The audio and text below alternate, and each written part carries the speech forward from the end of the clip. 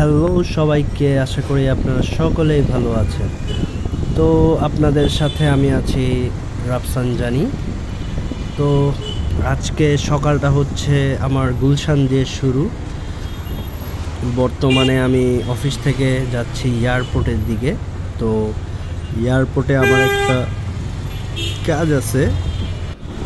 এই কাজটা মানে আমাদের অফিসিয়ালি, তো ভাবলাম যে যাচ্ছি যেহেতু আপনাদের সাথে একটু আড্ডা দেই এবং আমার রাইডিংটাও যাতে সুন্দর হয়, তো আপনাদের সাথে শেয়ার করছি আর কি। তো যাচ্ছি, আর আশেপাশে তো দেখছেনই কত ট্রাফিক।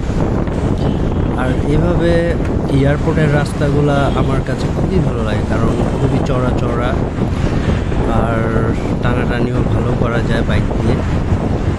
তো এয়ারপোর্টের বিষয়টা আমি বলি, কারণ যেহেতু আরেকটা বিষয় হলো যে আমরা তো সচরাচর বাইকে চড়ি, ঘুরি ফিরি, এখানে সেখানে যাচ্ছি।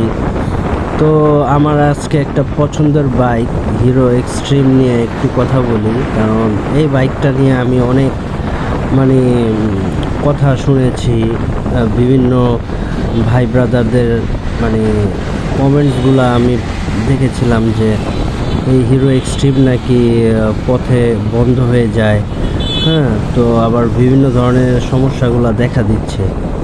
তো আমি এই বিষয়ে ভাইয়াকে আমি বলছিলাম যে আসলে এই বাইকটা কি প্রবলেম, আপনি যেহেতু রাইড করছেন, তো এই বাইকের মধ্যে সমস্যা কি পাইছেন এখন পর্যন্ত।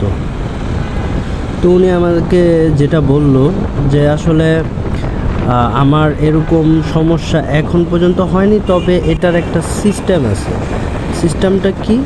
সিস্টেমটা হলো যে ধরেন আপনার 4 গিয়ারে আপনি রাইড করছেন, এখন দেখা গেছে আপনি স্লো করলেন ক্লাচ চেপে, তো স্লো করে ওই 4 গিয়ারটা যদি না কমিয়ে আবার যদি থ্রটল দেন, তাহলে তো স্টার্ট অফ হবে, কারণ আপনি গিয়ারটা শিফট করতে হবে, ডাউন দিতে হবে।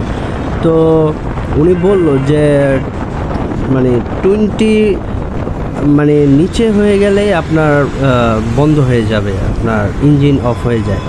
তো এখন এই হলো বিষয়। আর টাঙ্কি যেটা ঝং পড়ে যায়, এটা তো এখন সব বাইকেই দেখা যাচ্ছে। তো এটা আপনারা জানেন যে বাংলাদেশে ফুয়েল এখন খারাপ দিচ্ছে, জানি না সেটা কতদিন থাকবে।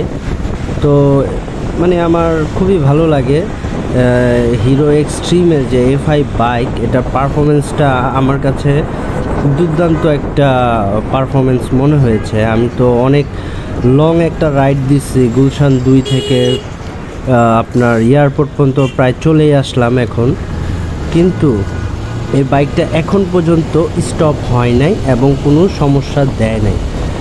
সো আসলে কি, বাইক রাইডটা হচ্ছে নিজের কাছে। আপনি দেখা গেছে 100+ হয়ে গেছে, কিন্তু আপনি হঠাৎ করে একটা ব্রেক দিলেন, ব্রেক দেওয়ার পর আপনি দেখা গেছে আপনার রানিং অবস্থায় যদি একবারে কমিয়ে আবার পিক আপ দেন, তাহলে তো অবশ্যই বন্ধ হবে। সো আমি আমার গন্তব্যে এখন চলে আসলাম এয়ারপোর্টে। তো এখন আমাকে একটু কাস্টমসের দিকে মুভ করতে হবে।